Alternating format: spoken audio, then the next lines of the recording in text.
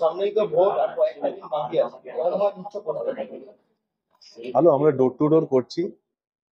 প্রত্যেকটা মানুষের কাছে আমরা ওয়ার্ডের এমনি সব কাউন্সিলরদেরকে বলা হয়েছে, কিন্তু আমি তার আগে থেকেই ডোর টু ডোর স্টার্ট করেছি। আমি যেমন আমার নিজের নির্বাচনে যেরকম আমরা প্রত্যেকটা মানুষের কাছে পৌঁছে যেতাম, সেই রকম আমরা এক একটা ঘরে এক একটা লোকের কাছে গিয়ে তাদেরকে আমাদের প্রার্থী সুদীপ বন্দ্যোপাধ্যায়ের সমর্থনে ভোট করার জন্য বলছি। কিন্তু তাও আমরা যারা পৌর প্রতিনিধি তাদের অনেকটা দায় দায়িত্ব থাকে, তাদের কাজের উপরে নির্ভর করে যে ওখানকার মানুষ কাকে ভোট দেবে। আমরা যদি ভালো কাজ করে থাকি তো নিশ্চয়ই মানুষ হয়তো 100% না হলেও আহ, বেশিরভাগ ভোটটা আমাদের কাজের উপরে পাওয়া যায়। কারণ সকাল থেকে রাত অব্দি এই পৌর পরিষেবাটা তো পৌঁছে দেওয়ার দায়িত্বটা এমপির এমএলএ নয়, এটা আমাদের দায়িত্ব।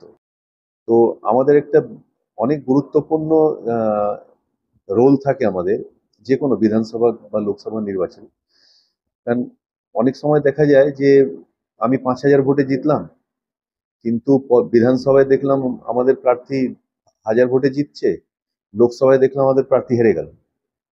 আমরা তখন ওই বোমাটা ফাটিয়ে দিই নরেন্দ্র মোদীর মাথায়, যে এখন মোদীকে দেখে লোকে ভোট দিয়েছে তাই জন্য আমার ওয়ার্ড থেকে আপনি হেরে গেলেন। কিন্তু এইটা বলে দিলে তো আমাদের দায়িত্ব শেষ হয়ে যাবে।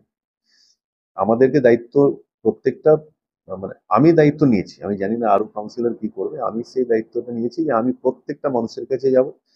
আর তাদেরকে একটাই কথা বলবো যে যদি আপনারা মনে করেন যে আমি এই আমার যতদিনে আমি পৌর প্রতিনিধি আছি এই সময়টাতে আমি যদি ভালো কাজ করে থাকি, যদি আপনারা মনে করেন যে না আমার পরিষেবাটা আমি ভালো করে দিচ্ছি, তাহলে এই ভোটটাও কিন্তু আমাদের দলকে আপনারা দিন।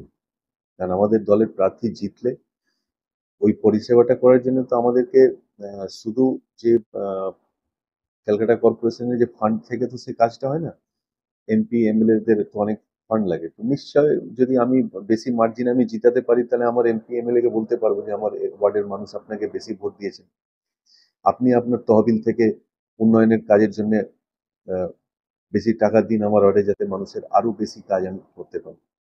তো এইগুলো মানুষকে বোঝাতে হবে। আমরা যদি শুধু আহ, এইটা ভেবে বসে থাকি যে মানুষ নিজেই ভোট দিয়ে দেবে, সেটা কিন্তু আমাদের ভুল ধারণা হবে।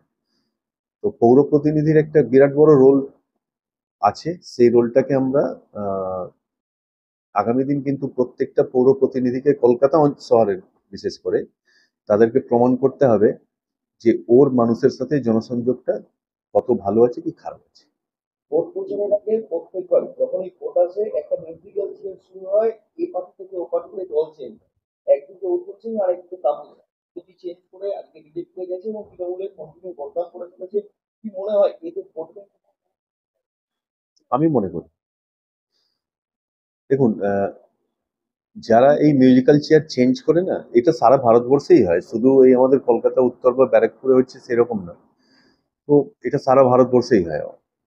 গুজরাটে দেখুন দুটো কংগ্রেসের প্রার্থী তারা বিজেপির প্রার্থী হয়ে গেল। তো এগুলো পার্ট অফ পলিটিক্স। এগুলো নিয়ে কোনো আমাদের বেশি মাথা ব্যথা নেই। এগুলো ভাবতে হবে যারা পুরনো বিজেপি কর্মী, যারা প্রথম থেকে বিজেপি করে আসছেন, তাদেরকে ভাবতে হবে যে তারা কি সারা জীবন ওই বিজেপি করতে থাকবে আর ভোটের সময় অন্য দল থেকে একজন এসে তাদের মাথায় বসে যাবে। এখন তাদেরকে ভাবতে হবে যে ওরা সারা বছর কাজটা করলো আর এখন অন্য দলের একটা লোক তাদের মাথায় উপরে বসে তাদের লিডার হয়ে গেল, তারা ভাবুক। আরেকটা কথা বলবো যে এবার নরেন্দ্র মোদী ভোট প্রচারের মূল মন্ত্র হচ্ছে বলছেন যে 10 বছরে তুমি ট্রেলার দেখবে, আসল সিনেমা হবে এইবার যেটা। কি মনে হয় ট্রেলারের বিষয়?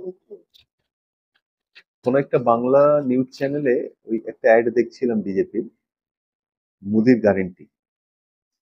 সেটাতে গ্যারেন্টিতে কি দেখাচ্ছিল যে অমুক শহরে অতগুলো বন্দে ভারত ট্রেন চলেছে, অমুক শহরে অতগুলো বুলেট ট্রেন চলেছে। শুধু বুলেট ট্রেন আর ওই কি ভারত ট্রেন, ওই ট্রেন চলেছে।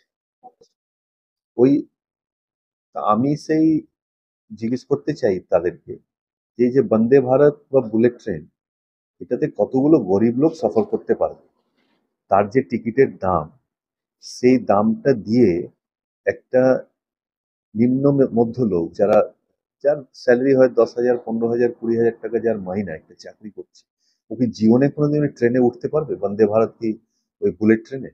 ওরা বাইরে থেকে শুধু দেখবে, দেখে দেখে বলবে খুব সুন্দর ট্রেন, ভেতরে কোনোদিন উঠতে পারবে? হয়তো কোনোদিন উঠে একবার পেচ্ছাপ করে নিল কোনো ট্রেনে, স্টেশনে দাঁড়িয়ে থাকবে, তখন তখন ভেতরটা দেখে নেবে, উঠতে পারবে না। তো এই গ্যারেন্টি থেকে ভারতবর্ষের গরিব মানুষের কি লাভটা হয়েছে সেটা মোদিজি বলে দিক। কি 370 সরালে কোন গরিব কত লোকের চাকরি হলো? কি তোমার রাম মন্দির যখন করলো তাতে কত লোকের অ্যাকাউন্টে 15 লাখ টাকা ঢুকলো? এই তিনটে গ্যারেন্টি তো দিয়েছে। এবার মন্দির করেছে, খুব একটা সুন্দর মন্দির, ভালো কাজ। 370 কে তুলে দিল কাশ্মীর থেকে, bullet train, Vande Bharat train চালিয়েছে। এটাতে গরিব লোকের কি লাভ? চাকরি কত হলো, কত লোকের রোজগার হলো, কত লোক 15 লাখ টাকা বলেছিল, সে 5 লাখও কেউ পেয়েছে কিনা, সেই সেই কথাটা তো বলছেন। আমরা তো বলছি যে মমতা ব্যানার্জি বলেছে 5 লাখ টাকার গ্যারেন্টি, সে আমরা 5 লাখ টাকার মেডিকেল বেনিফিট পাচ্ছি। মমতা ব্যানার্জি বলেছে লক্ষ্মী ভান্ডার 500 কে 1000, সেটা পাচ্ছে মানুষ। মমতা ব্যানার্জি 5,000 টাকা বৃদ্ধা ভাতা, 1,000 টাকা বার্ধক্য ভাতা মানুষ পাচ্ছে। মমতা ব্যানার্জি বলেছে কন্যাশ্রী, রূপশ্রী, যুবশ্রী, হাবি জাবি মানুষ পাচ্ছে।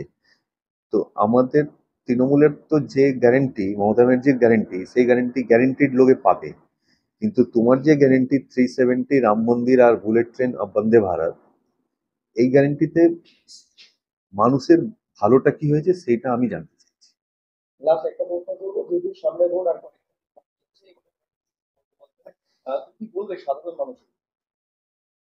আমরা সবাইকে আপিল করব, সুদীপদার আহ, একটা খুব বড় আকারের লিডার।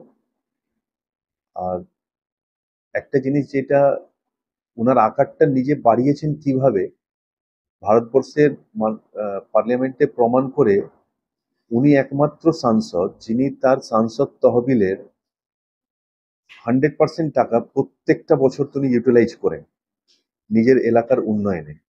ভারতবর্ষের প্রধানমন্ত্রীও নিজের সাংসদ তহবিলের পুরোপুরি টাকা কিন্তু নিজের বেনারসে কিন্তু ইউটিলাইজ করতে পারেন, কিন্তু সুদীপ বন্দ্যোপাধ্যায় করেছেন। সুদীপ বন্দ্যোপাধ্যায় তার অঞ্চলের মানুষের কাছে সবসময় থাকেন।